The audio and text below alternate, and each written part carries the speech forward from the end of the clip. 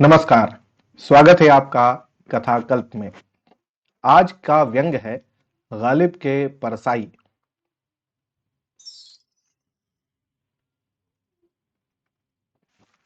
तमाम दूबों, चौबों, तिवारियों, वर्माओं, श्रीवास्तवों, मिश्रों को यह चुनौती है, बता दे कोई, अगर गालिब के पूरे दीवान में कहीं किसी का जिक्र हो। कबीरदास ने अलबत्ता हमारे पड़ोसी पांडे जी का नाम लिखा है। साधो पांडे निपट कुचाली। इससे पांडे जी कबीर से बहुत नाराज हैं, मगर गालिब ने लगातार 2 शेरों में परसाई जी को याद किया है। मुलाहजा हो, बे नजरे करम तोहफा है शर्मे न रसाई का, बखूं गलतिदा है सद रंग दावा पारसाई का। न हो हुस्ने तमाशा दोस्त रुसवा बेवफाई का, बमुहरे सद नजर साबित है दावा पारसाई का। मेरा दावा है इन शेरों से साबित हो जाता है, कहता हूं सच की झूठ की आदत नहीं मुझे। गालिब ने मेरे लिए इतना किया है कि खुदा और प्रेमिका के बाद परसाई को याद किया है। मेरा भी उनके प्रति कुछ फर्ज हो जाता है। मैं पूरी कोशिश कर रहा हूं कि उनकी याद में जलसा कामयाब हो। इस साल टोटल 17,215 समारोह गालिब की याद में होंगे। इतने समारोहों के उद्घाटन के लिए इतने साधारण विद्वान नहीं मिलेंगे, पर देश में पंचायती विद्वानों की कमी नहीं है। कल ही एक पंचायती विद्वान का भाषण सुन रहा था।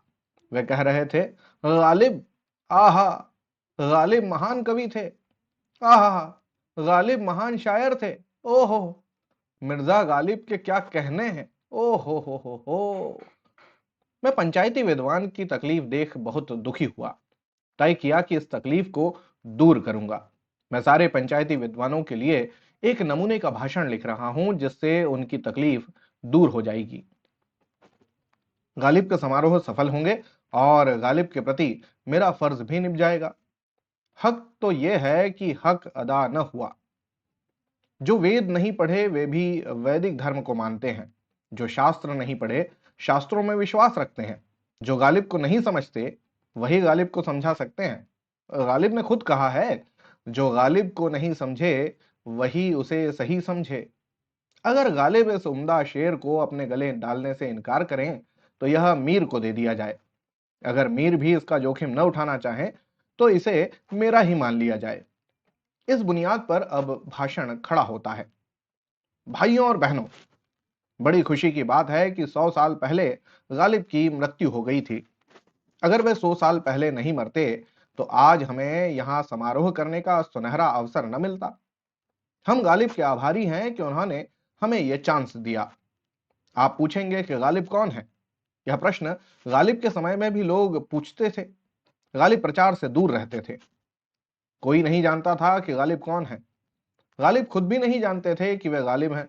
एक दिन एक आदमी गालिब के घर आया था और उसने नौकर से पूछा, क्यों जी, यह तो बताओ, गालिब कौन है? नौकर पड़ोसियों के पास जाकर बोला, पूछते हैं वे कि गालिब कौन है, कोई बतलाओ कि हम बतलाएं क्या। पड़ोसियों को भी नहीं मालूम था। नौकर ने उस आदमी से कहा, यहां कोई गालिब फालिब नहीं रहता, उधर लकड़ी के टाल पर पूछो। ऐसे थे गालिब। और आज के इन कवियों को देखो, जो खुद अपना ढोल पीटते फिरते हैं। मैं आज आपको एक रहस्य की बात बताता हूं। गालिब शायर थे। शायर ही नहीं, कवि भी थे। मुसलमान जिसे शायर कहते हैं, हिंदू उसे कवि कहते हैं। बात एक ही है, राम कहो चाहे रहीम।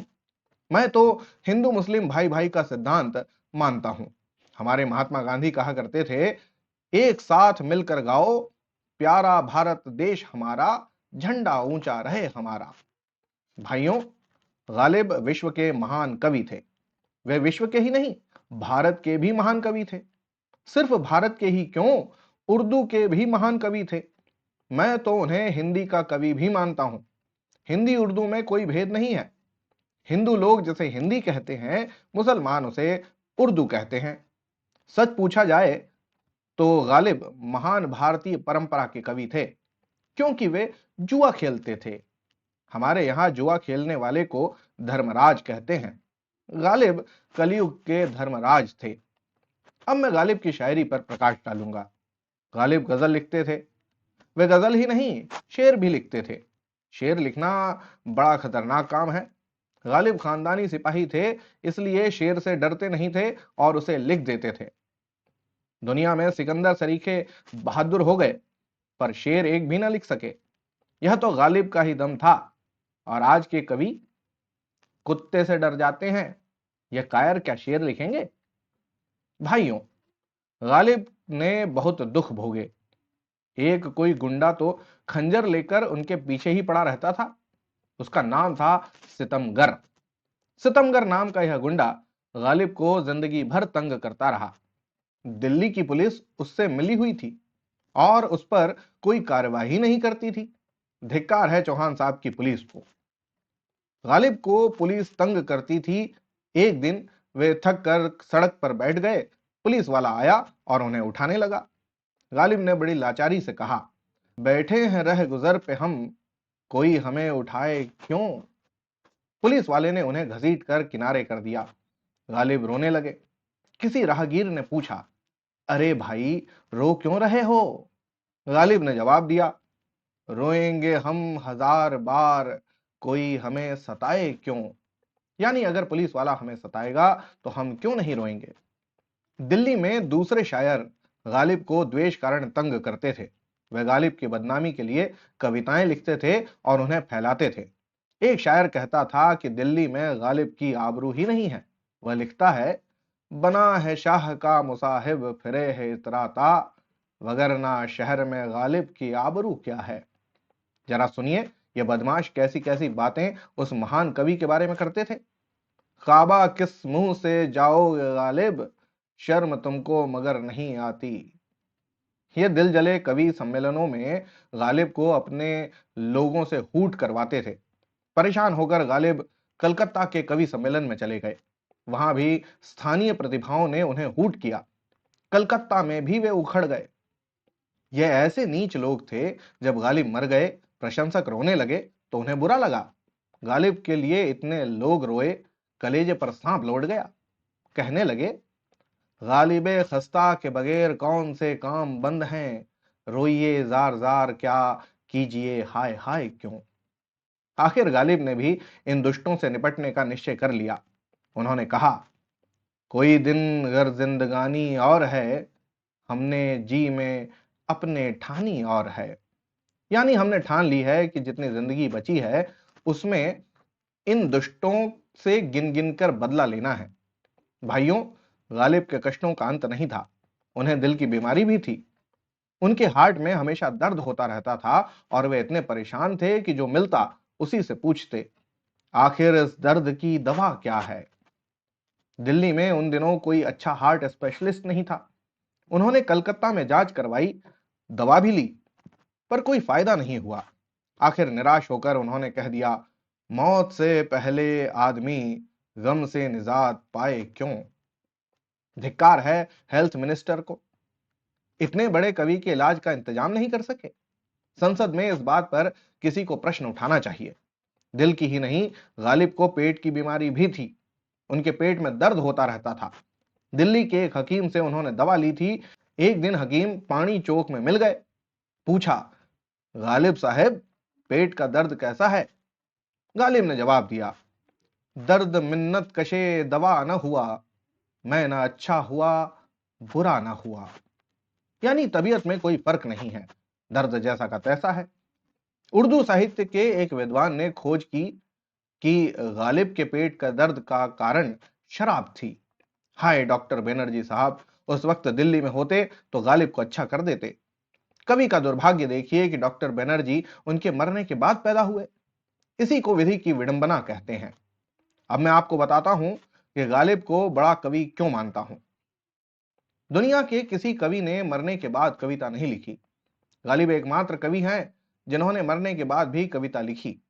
गेटे, शेक्सपियर, कालिदास, रविंद्रनाथ, किसी ने भी मरने के बाद एक लाइन नहीं लिखी। पर गालिब मरने के बाद भी लिखते रहे। उन्होंने मरने के बाद अपनी लाश के बारे में यह लिखा, यह लाश बेगफन असद खस्ता जहां की है, हक मगफरत करे अजब आजाद मर्द था। इतना ही नहीं, उन्होंने यह भी बता दिया कि वे परदेश में मरे थे, बल्कि मारे गए थे। इस शेर को देखिए। मुझको दयार गैर में मारा वतन से दूर, रख ली मेरे खुदा ने मेरी बेकसी की शर्म। शासन क्या सो रहा है? वह पता क्यों नहीं लगाता कि प्रदेश में ले जाकर किसने गालिब को मारा? भाइयों, अब मैं अत्यंत भरे हृदय से गालिब का एक संस्मरण सुनाता हूं। शाम उतर रही थी। दिल्ली में हल्की सर्दी पड़ने लगी थी। मैं चौक में घूम रहा था। मैंने देखा फर्गूसन साहब की दुकान से गालिब शराब खरीद रहे हैं। मैं उनके पास गया। मैंने कहा, गालिब साहब, तुझे हम वली समझते जो न बादा अखबार होता। गालिब थोड़ा झेप गए। बोले, इधर कैसे? मैंने कहा, घंटे वाले हलवाई के बगल की दुकान पर भांग पीने जा रहा हूं। चलिए, आपको भी पिलाऊं। गालिब मेरे साथ हो लिए। मैंने उन्हें बढ़िया केसरिया भांग पिलवाई। बाद में उन्होंने कहा, भांग तो शराब से भी ज्यादा मजा देती है। मैंने कहा, यही तो भारतीय संस्कृति का मजा है। यह मेरी उनसे आखिरी मुलाकात थी। इसके बाद मैं जबलपुर आकर रहने लगा। सोचता हूं, यदि मैं दिल्ली में ही रहता तो गालिब की शराब पीने की आदत छुड़ा देता। मगर होता है वही जो मंजूर खुदा होता है।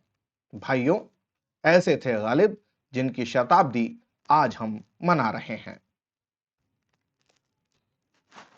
ये हैं परसाई। परसाई जी गालिब को भी नहीं छोड़ते।